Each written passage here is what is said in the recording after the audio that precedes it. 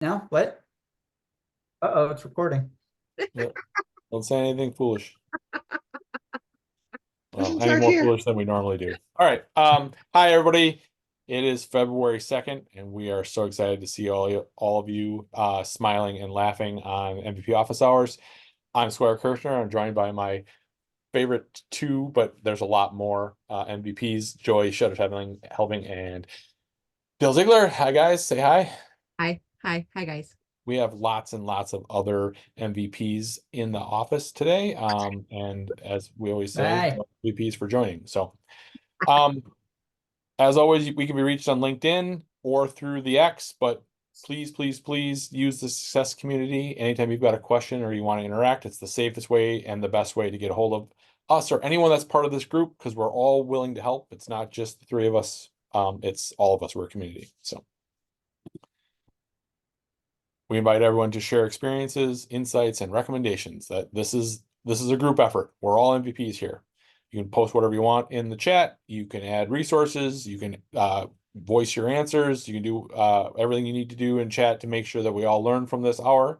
And if you have a question, feel free to post it there or just raise your hand and we'll get to you in the order that they're received.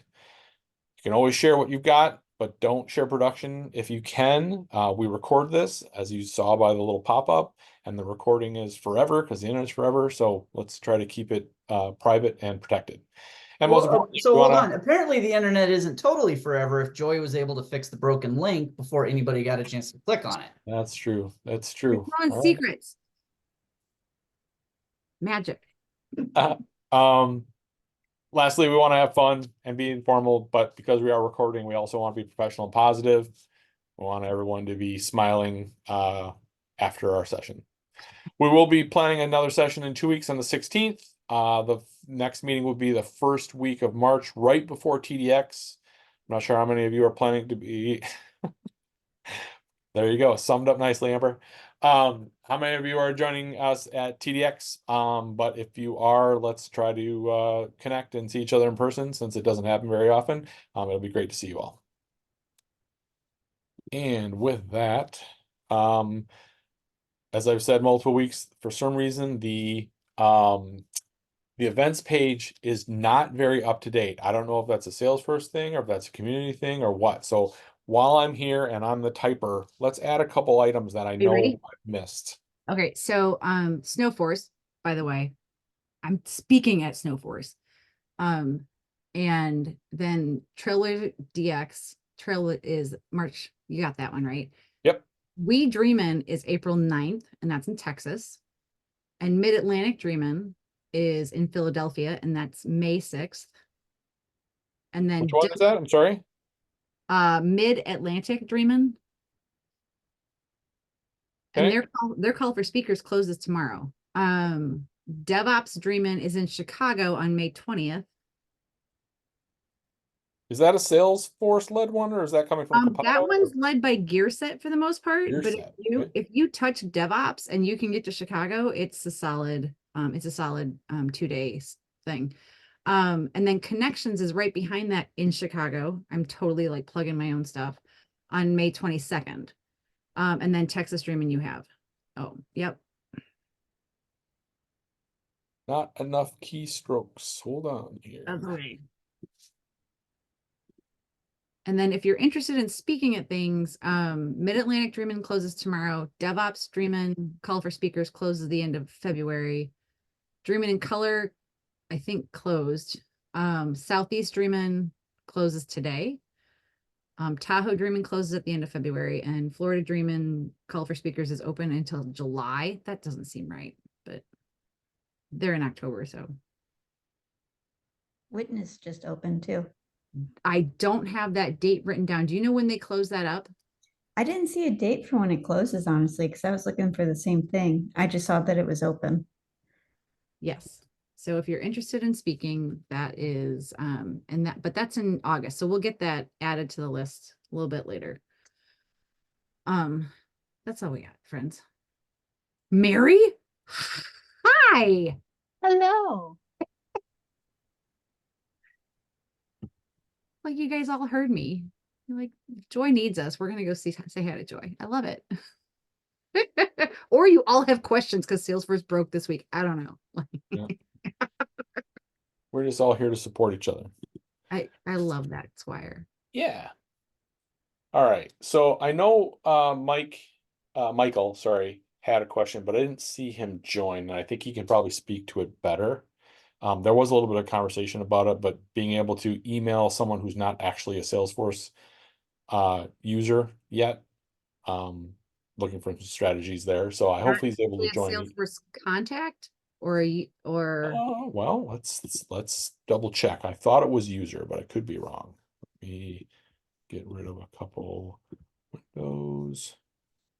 I thought it was a blog post. I didn't know there was a question in there. Yeah, I think that's his blog post. Yeah, it's a blog Oh. post about how to do it. Okay, feel like a never puppy. mind then. I mean, it's like anything he posts is a great resource. Yeah. Yeah. Yeah, his stuff is awesome. All right, 10 of 10, agree. appreciate that. I'm gonna do this. All right, which gives us an opportunity to talk to Katie. It's really nice to see you, Katie. So rather than Gotta unmute say Katie. it, rather than say it and then make you say it again, why don't you just start? It sounds like you had some questions about Flow Trigger Explorer versus Orchestrator. That unmute button, it's pesky. I know. I mean, I know. It's right there in the bottom. It's all very confusing. The Orchestrator and the Flow. Am I helping at all? No. No, Okay, not at all. not at all. We can't even unmute for her. That's what's really hard. Yeah, that is weird. Did you lose the window that has the toolbar, Katie? Oh my goodness. If you Try hold, hovering. Like sometimes it pops up if you if you hover. hold your space bar down, it will temporarily unmute, but when you release it, or maybe I'm a liar. What's the keyboard? shortcut? The window has to have focus in order for the spacebar thing to work is the problem. And if she can't find the window, she can't find the window. Well, what's weird is in the participant list, there's a button to ask to unmute, and like, Oh, wait. Oh, you were there and then you left us, Katie. It flickered. I tell you Oh, what. Just, I guess we should just Oh, there she Google is this, right? Show, There she is. Okay. Nope. I found you. yay! All right. I got a Mac and I don't know how to use it. So I Google all the commands. There's too many commands on the Mac to remember. There's one that makes all my windows disappear, and I still haven't figured out what it is, but I do it 4 times a day. By accident. Yes, and if I click in the corner, they all come back. So I'm fine. I don't need to learn what it is. All right, Katie, lay it on us. okay, so I had 2 questions. I don't know if you saw my follow-up question to your response. It was earlier today. But basically, we have an old 10-year-old org that's pretty code heavy because Flow wasn't equipped to do the things that Flow can do now. And so we're looking into utilizing Flow more and leveraging it and transitioning our old code into Flow, as much as possible where it makes sense.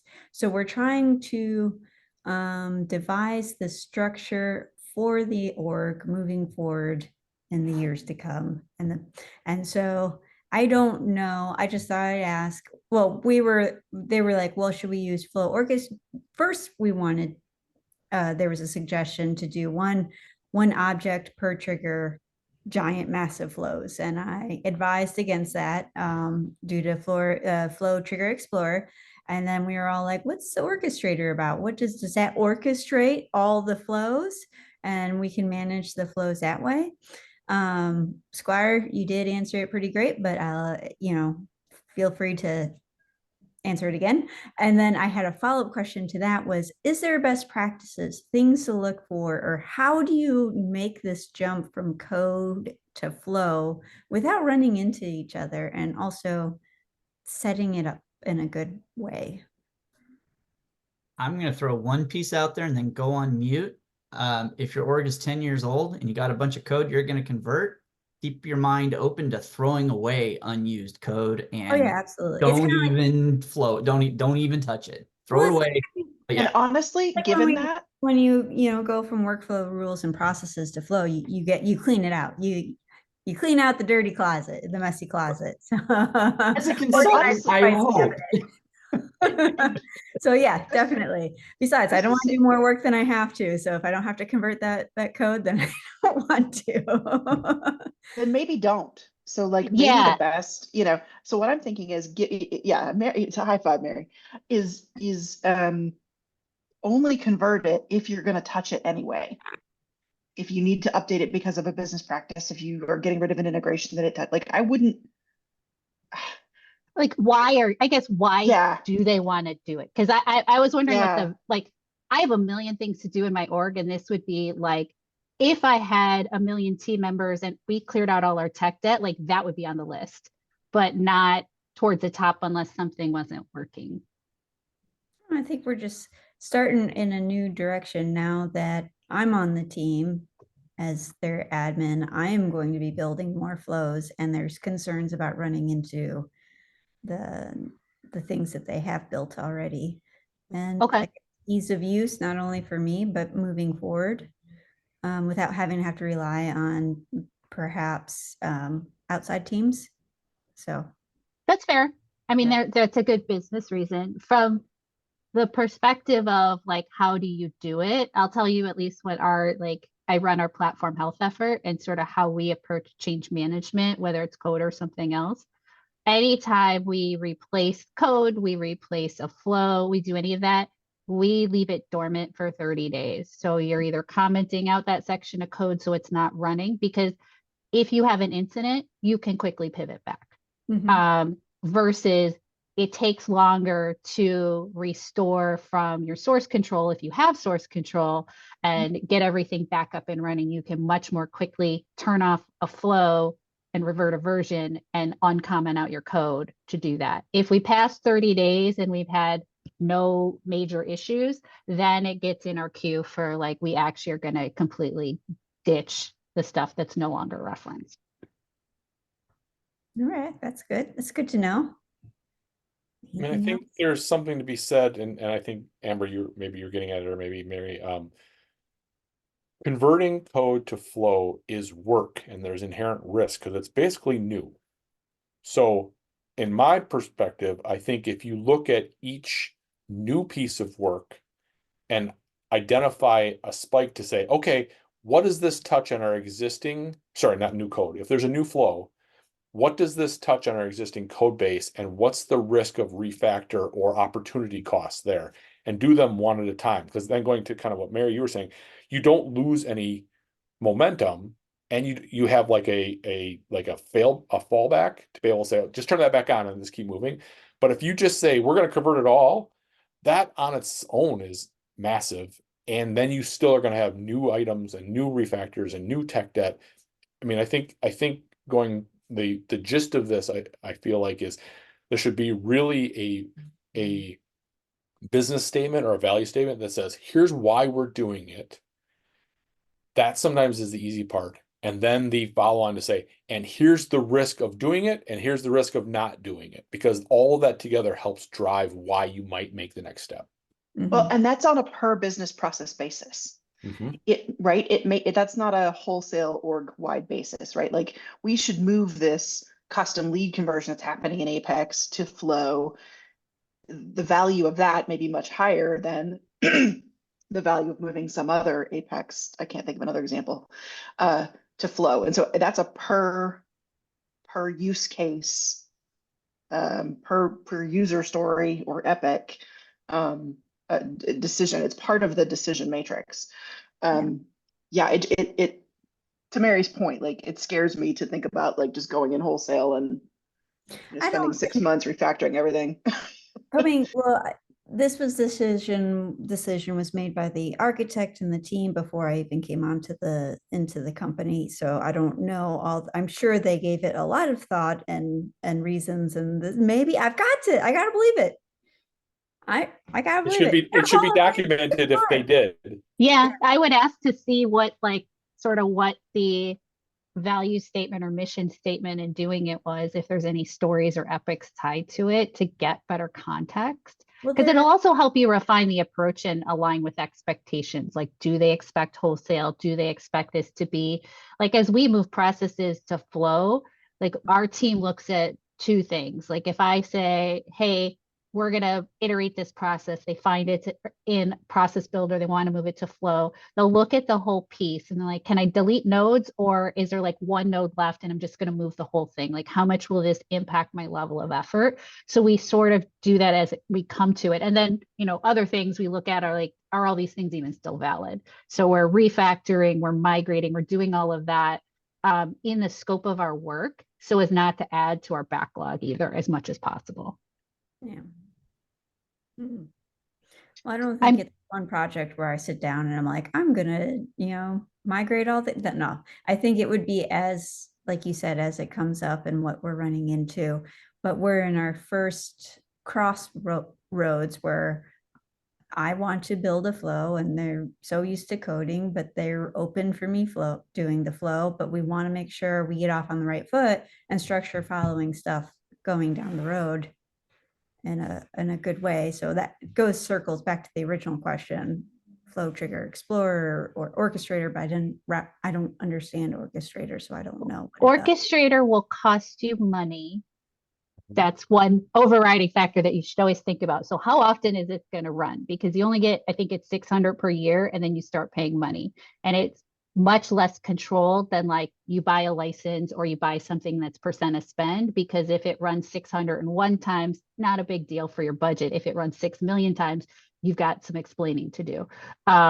So always keep that in mind when you're thinking about Orchestrator. Okay. Is there's this cost management aspect where I personally wouldn't do it if it was a heavy use process, unless you were very upfront with the business at the potential budget impact. Going back to your move to Flow though, I talk about this a lot. Naming conventions, like our team, all of our flows are like object that is starting at first, function if it's either specific or general. So it might be like account creator update before, account creator update after. It'll help self-organize, especially with all the flows Salesforce is throwing into our orgs, and like the scrolling is getting obscene. It'll help organize sort of what you've got per object in a nice, easy way for you. So as you start in this sort of greenfield with Flow, think about how you can name things to make them easy to find and easy to organize. Awesome. And I do love that Flow Trigger Explorer to make it easy to find things. So assuming you have multiple flows on, let's say, the account object, it really helps you see them all in one clean view. And that doesn't cost extra. Yeah. Thank goodness. Free is great. Yep. So before we jump, Katie, I mean, are there specific questions on Orchestrator that we could still answer, or do you think you're in a good spot? I'm in a good spot. Like the overall explanation that you provided in the chatter was really helpful. Well, good. Okay. And not knowing that it was something that would cost us is a big reveal. So it's crazy. You know, they want us to always, you know, use this and use that. And I'm like, oh man. can't It believe is great for sophisticated Buy approval processes though. Yeah. Like that is somewhere where we would invest in using Orchestrator personally with like dynamic approvers. Mm. Yeah, I was thinking it and you said it, because like there's definitely like it does cost money, but then don't forget to assess the value of the orchestration. It might pay for itself in the long run. You definitely don't want to have an orchestration for a single step process, but like when you've got something with, you know, dozens of nodes and lots of approvals, and you need to have all of those cool interactions and pop-up windows and everything that comes along with Orchestrator, then you're like, yeah, that license is totally worth it. So yeah, I like where your head's at. How much is it roughly? Does anybody know? Just Oh, ballpark? I know you can buy them in packs, but Yeah, I you don't buy 'em in- remember. I think you buy them in 600s, I think, just like the baseline, if I'm not mistaken. 600 feels like a very weird, arbitrary number. It's so bizarre, and it doesn't scale with the size of your org. So like if you have a tiny org, 600 might be great if you have like 6 users, but if you have like 60,000 users, like you could go through that in like an hour. Yeah. Weird. I feel like it has to have low adoption for a certain amount of time before it's just going to be included. And I feel like that's probably going to be pretty soon.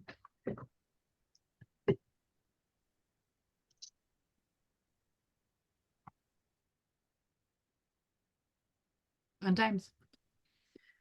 Thank you. We'll come back to you, Katie, because you had like, 3 questions in the Oh, community. don't worry, that one was super easy and it got answered, and All right, we're it's still going to just, come back to it. it's just the more you know. Todd, is Todd here? Todd's not here. The dashboard No, report security, Squire. Yeah, I mean, and it was really short and sweet. I think he was asking some questions about, he was getting some weird errors as far as, yeah. You could see the dashboards, but you couldn't run the reports, and he was getting a unique error. And I think it was one of the things that if we saw it, we'd know exactly what was causing it, because there's so many things. It could be that you don't have access to the report type, or to an object in the report type, or a field that's Or it's a private report. Yeah, That's the biggest in our org, is people who save stuff in their private folders and throw them in dashboards. and he did say he thought the security was right, but you never really know, right? So it might be valuable for him to join us so we can talk through it. But outside of those But couple that's things we just said, what folder- else comes to mind? That's folder security, not necessarily object security. Like Right. with the Yeah, so the dashboard's probably running as a user that has access to everything, but when he goes to the report, he doesn't have access to Yep. some of that field data. report, yeah.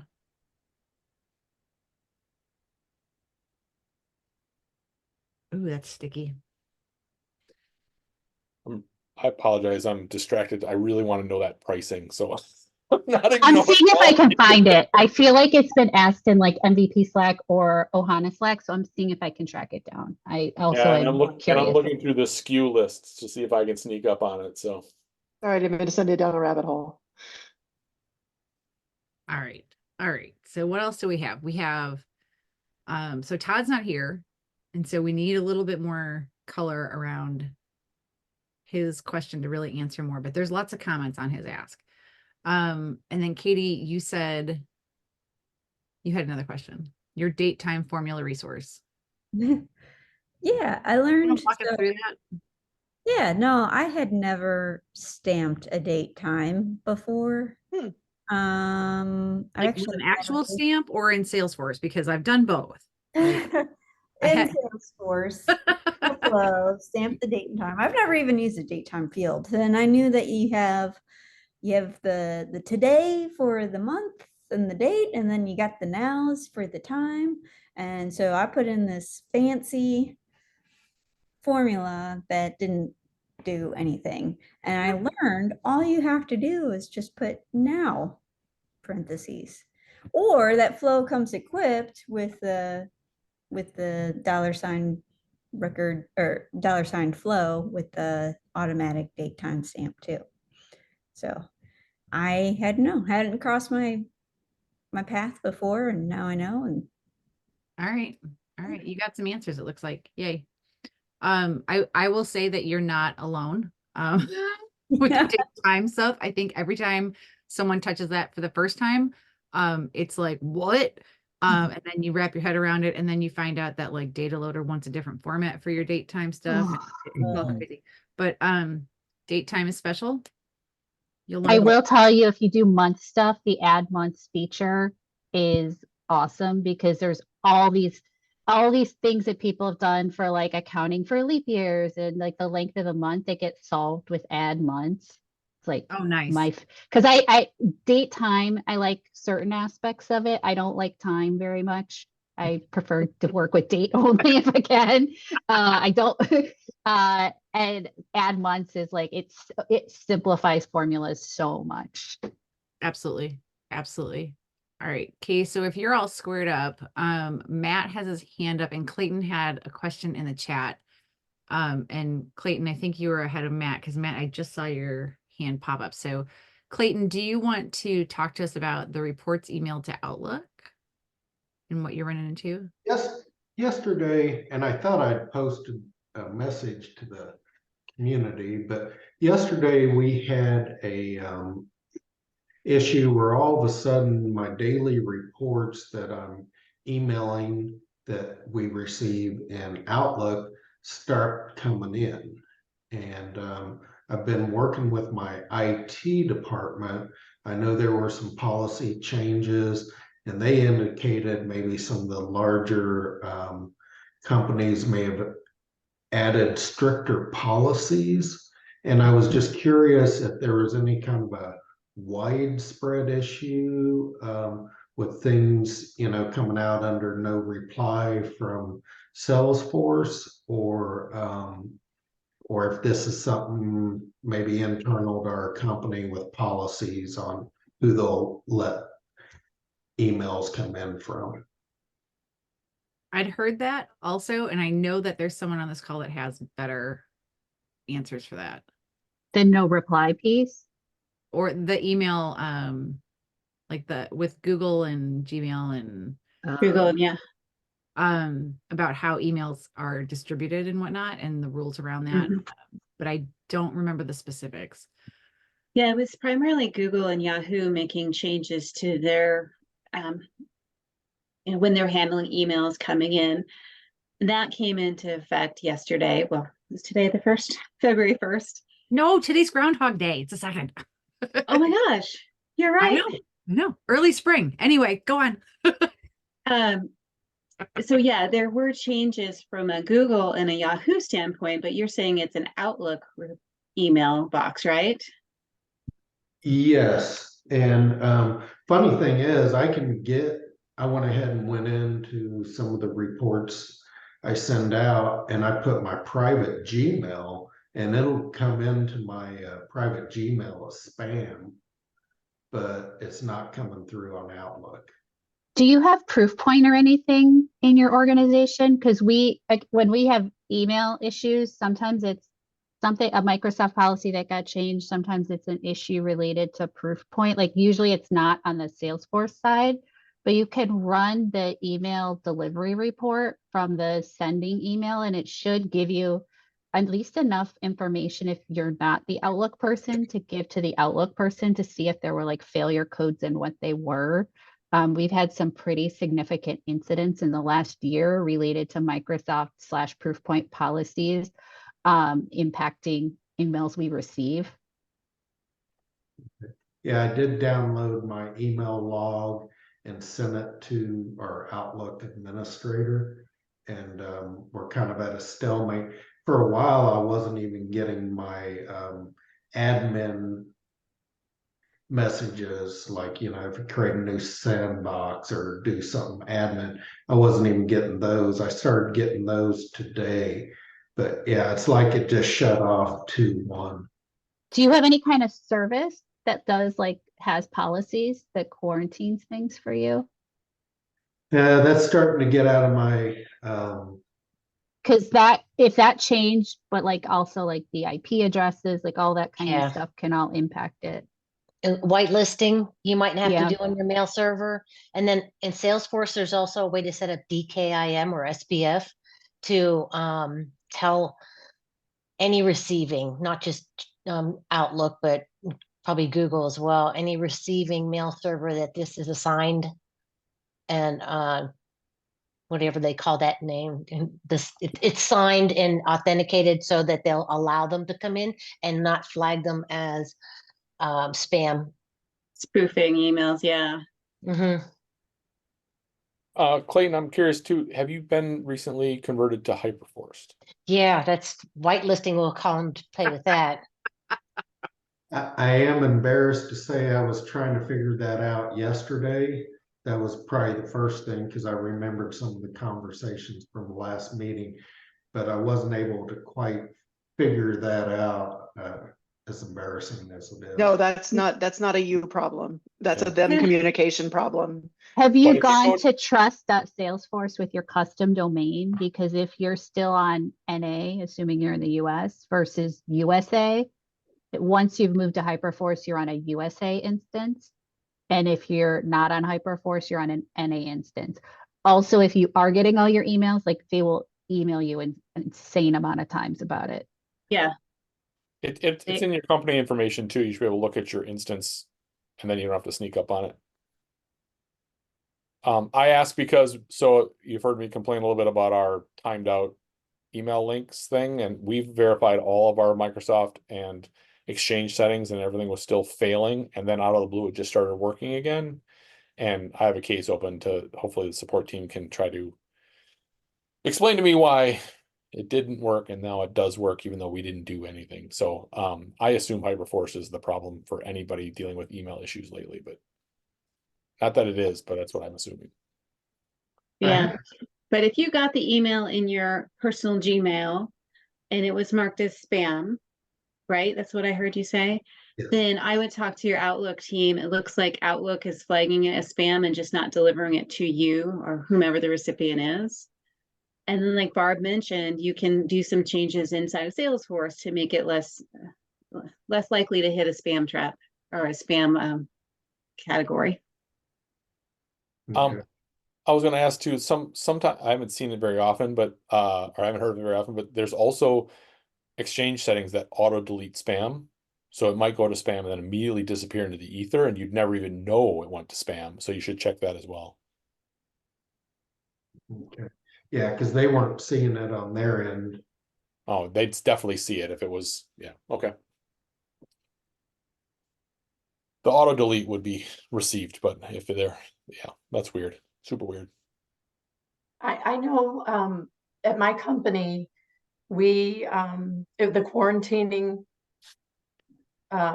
process changed a bit, and the Hyperforce emails that I was supposed to be getting, I wasn't, and they couldn't see them even attempting to come in because I had unintentionally blocked that address.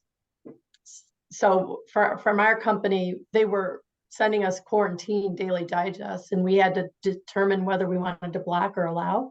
And then they switched it to automatically blocking unless you allow. And I missed the Salesforce one because it came in at like at mail.salesforce.com instead of just at salesforce.com. So that's a case where IT didn't even see the emails coming in. They couldn't find them, that they were even being sent to me. So I don't know if you got like a blocked senders. I finally went in and allowed that email address and everything's been flowing in perfectly since then. And I didn't quite catch it. Was that on the Outlook side or was that something you did in Salesforce? Outlook. Okay. Yeah, that's what our IT department had put in place, for security measures. So would it be fair to say, based on what you're hearing, it's probably something to do with the filters or the policies they have in Outlook, if I can get it through Gmail? well, I guess I would ask if they have any type of quarantine that they're using, and then if you have old reports that you had been receiving, maybe you could, I don't know what those emails come in as, and just ask if by chance that email address is being blocked through that quarantine process. Yeah, I did. But even if, Go ahead. sorry, even if it's blocked, they should still have a record of it. Because Mine didn't. anytime yours didn't, okay. Nope. Well, anytime I've had this problem in the past, the Outlook team was able to see something, and I put in the chat. I put in the chat how to test Salesforce emails. So they can actually send an email to your designated email address from every email address that Salesforce would use, and you can make sure that those are coming through. It's kind of the first step I usually do. Yeah, I was going to say the only reason I knew that they didn't find the email is because one user, so we have a couple of system admins, one of them unblocked it, but the rest of us did not. We all missed it. And so they found the email to that one person, but the rest of us, they couldn't find any of those emails to us. So anyway. Do they use a product like Ironport that truly quarantines before it ever gets to anybody's mailbox? And to access it, you've got to actually log into that. I don't know if that's something that your company uses or not, but That is beyond my skill set. I know they showed me a filter, image of the filter, and they were saying, we're not seeing it. What I did do was I did a test email. I did the test email and it came right to me. So I assume that was just using my personal email through Outlook or through Salesforce, and it sailed right through. So there's something about maybe the no reply. And I looked at in the spam filter on the actual, what it would show, the string of information. It, like in Outlook before, it showed no reply sent on behalf of myself. And then in the spam folder, and this is getting way out of my expertise, it showed the string of data that is associated with it within Gmail, the ID itself. It's a stupid question, but did you verify the email address on your report is correct? Yes. I mean, it goes multiple people. Oh. Oh.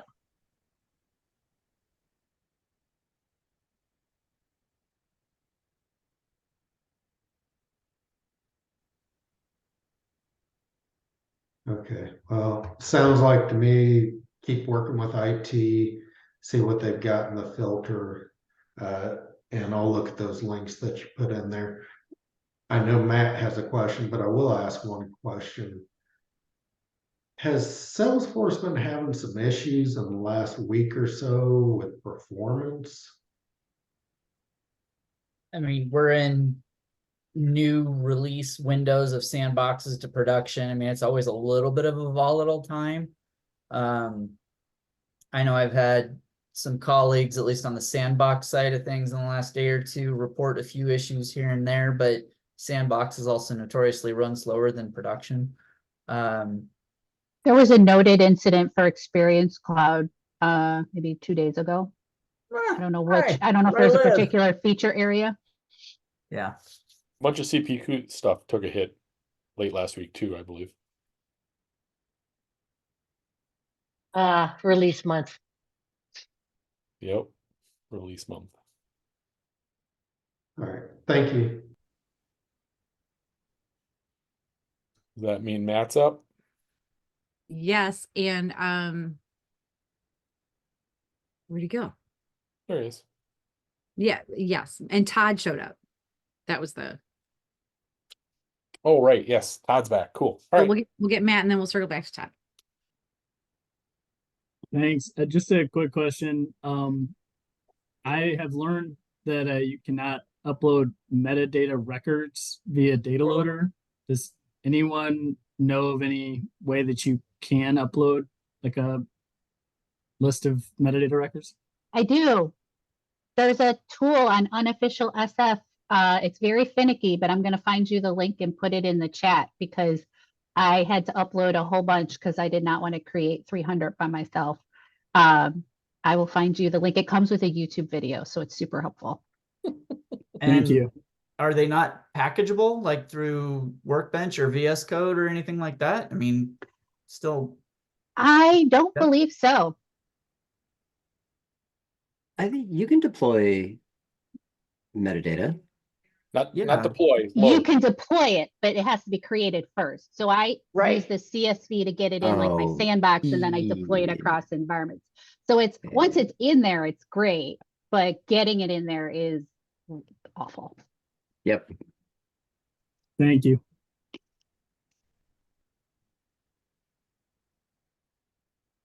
Yeah, they're like very close. They're on a wavelength together, for sure. Was that a question or was that someone's background music? I think that was background. Excellent. Oh,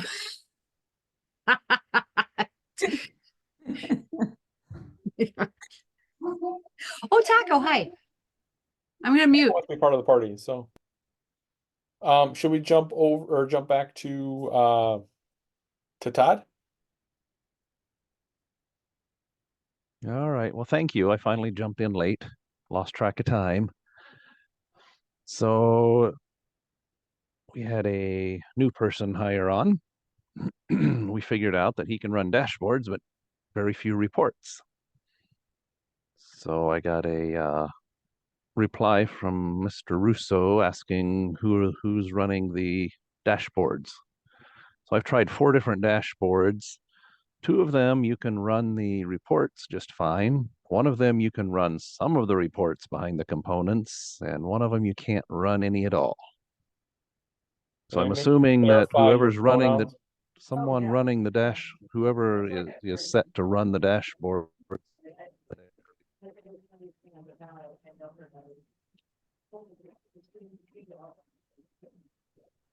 Did we lose Todd? Nope, I'm still No, here. I think we're getting someone's back chat.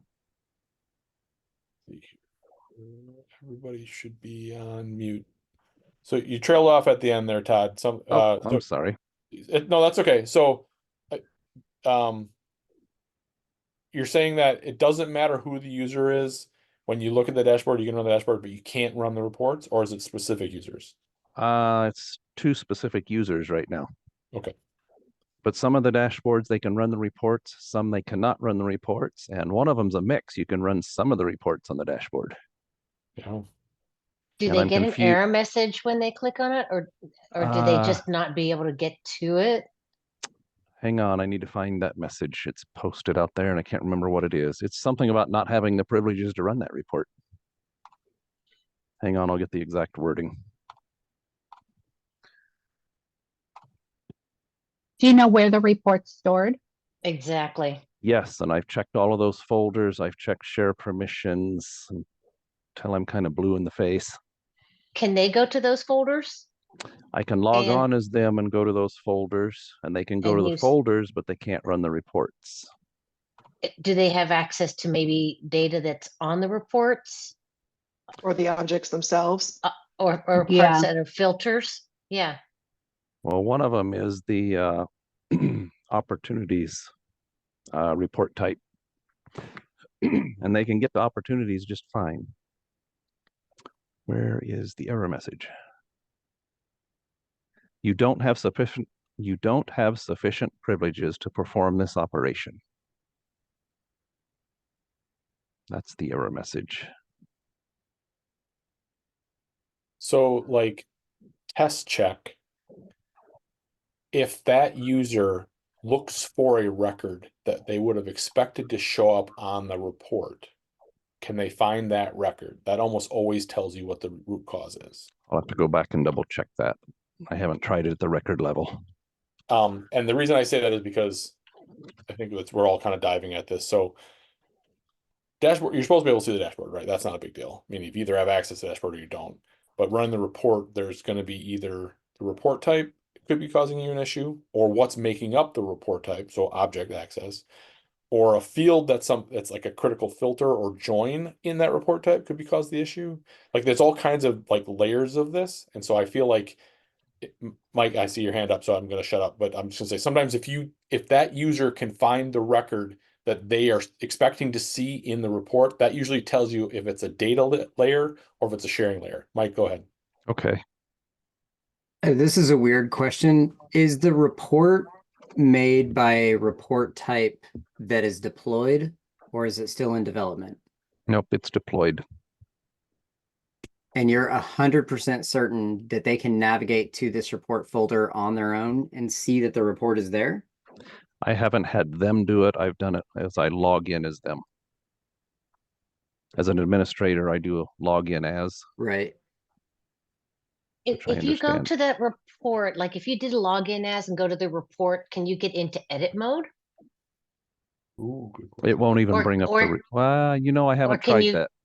Or can you click on it, maybe the filter icon on the top right of it to see if it will show you the filters? Is one of the filters not visible to these people? That's what I was thinking. Maybe they don't have access to a Yeah, specific. Your key path field. totally like flip that light bulb switch for me, but like if they don't have access to one of the filter fields that's being used to like make the report do what it's supposed to do, then it's gonna break. Okay. All right. Well, that'll give me some new places to look that I hadn't considered. Like if there's a super secret field that says something, you know, but they don't see it. They don't see that super secret checkbox anywhere. It's going to be really hard. Okay. Well, you've given me some different ideas to try. Here's the real kicker.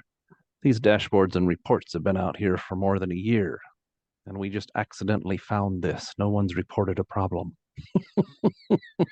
Yeah, that's Nobody's looking at the reports, Todd. Apparently. Well, one of them is the COO, so. Feel your pain, Todd. Oh, I that makes guess- your stomach hurt. I guess if the number's good on the dashboard, we don't need the detail. The numbers are great. I never drill in. Oh, but I drilled in this one time and I can't see the report now. So Yeah. I have Todd, if we ever get a chance to meet in person, I have a story to tell about the time the CEO's executive assistant told me she didn't want to pull reports off a printer that I was sending to there, and that prompted me to stop sending the entire executive pipeline report out of Salesforce. Ooh. Did anyone Yeah. miss it? Nuclear options. Nope, sure didn't.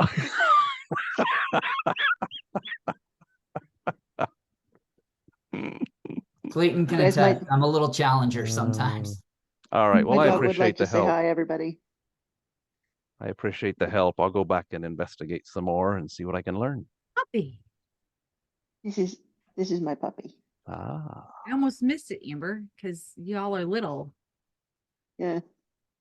This is my puppy. His name is Ranger. No, not after Trailhead. Of course it's Ranger. Of course it's Ranger.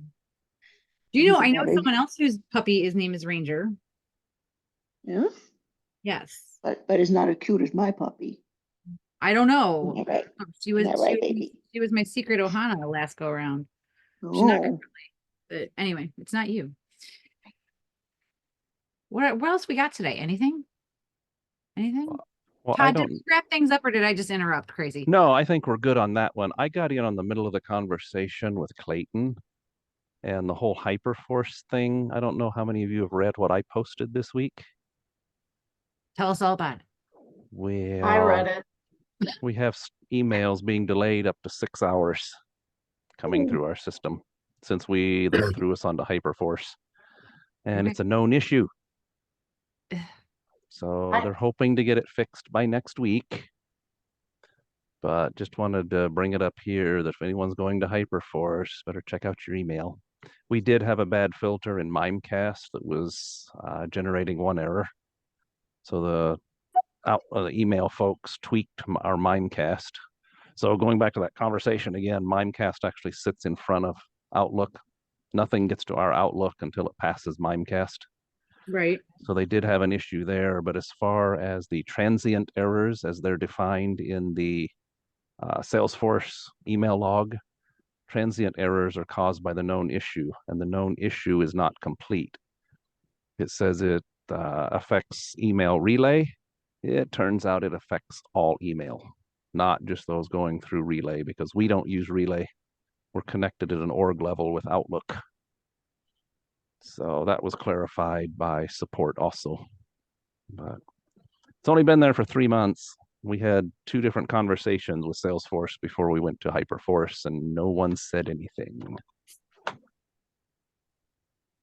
So, Yeah, thank you for posting that, Todd, because we're scheduled to move to Hyperforce on the 18th, and we do a lot of emailing, and I just cannot risk that. And I've told my sales executive now, I don't know how many times, you need to postpone it. And I got a reminder today about it. And I'm so unhappy right now because I cannot have that problem. I just, that would be really bad for us, really bad.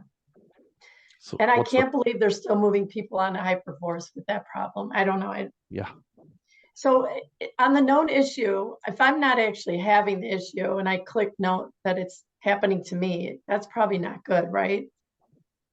Because you said to click on the known issue so you can get updates. I want to get the updates because I'd like to know when it's going to be resolved. Will you post in the trail in the community when it gets resolved, if you Yep. hear it's getting resolved. I'll try to remember to do that. And once Yes. once my logs are clear. Diane, really quick question on that.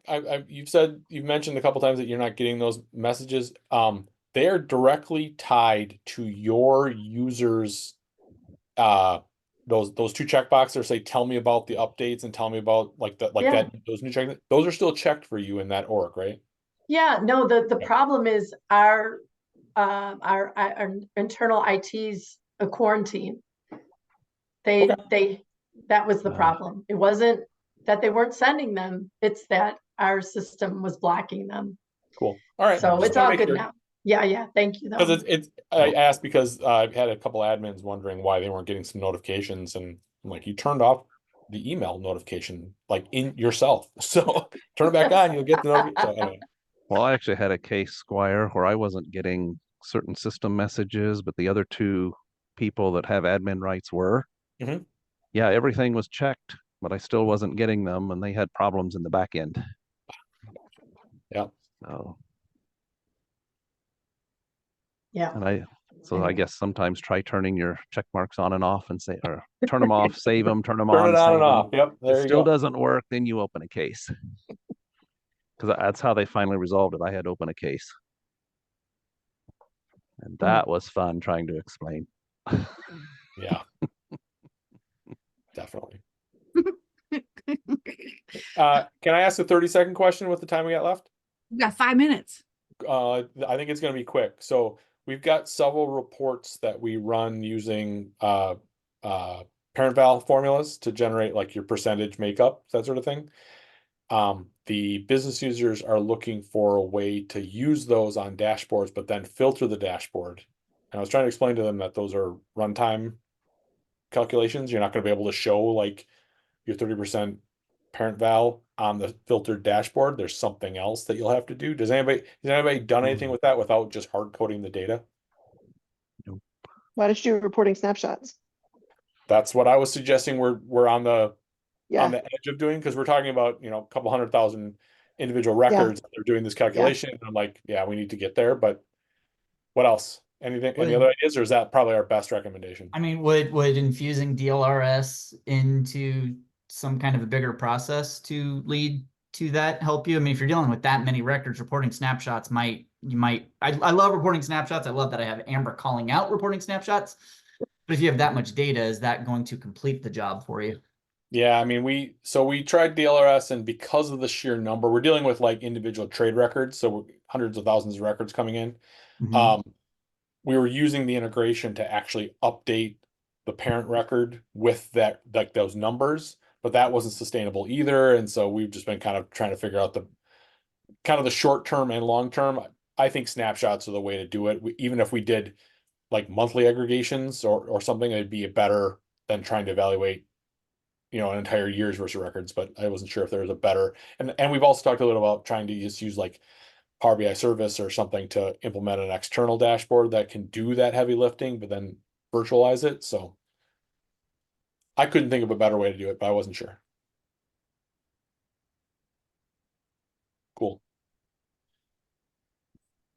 Hey, totally different question, but since I got you cornered, I have a question. Mike, I know you've been on the campaign trail talking about the permission set roadmap. Yeah. Sometime I'd love to have a conversation with you about why I disagree with everything you say. Not that you're wrong, but I want to have a conversation. Are you going to be at TDX? I am going to be at TDX. And know what? I actually am going to talk about permissions on stage. Cool. I would love to be told why I'm wrong. It's like one of my favorite things. I don't think you're wrong. I just disagree. Let's get a coffee and talk about perspectives. I want to get on board, but I'm struggling with some of the messaging. So let's talk. Will you please sell tickets to that? Because I feel like more of us. Yeah. Oh, damn. Too bad it's too late to submit submission ideas, because it's just gonna be us sitting in a corner somewhere with a mob of people eating popcorn. No, Mike, Squire, I have this. I have this covered. I'm gonna circle back with both of you. You just Okay, cool. hold the cool. phone. We are Alright. going to sell tickets. You see. Permission I set just have this Thunderdome. image of like a wilding out crowd and you and I just like digging on each other and everybody oohing and eyeing. So yeah. It's like, And with that, we need to wrap things up. Bye, everybody. Have a great Friday. Have a great weekend. It was great to see you. Happy Groundhog's Day. Early spring, they say in Puxatawny. Phil smiles, no shadow or whatever shadow. I don't know, but that's what they said. And did you see the one groundhog bit someone's ear this Cool. morning? Oh my gosh. I was like, Mike what? Tyson's back. Yes. What is happening? And then, what is it? Woodstock Willie in like the Chicago area. I don't know what's going on there, but they got an Eras tour like themed, like, oh my God, it's crazy. So anyway, happy Groundhog's Day. Hopefully tomorrow's not the same as today. Thanks for joining us, everybody. We heart you all. Bye. Bye, everybody. Bye.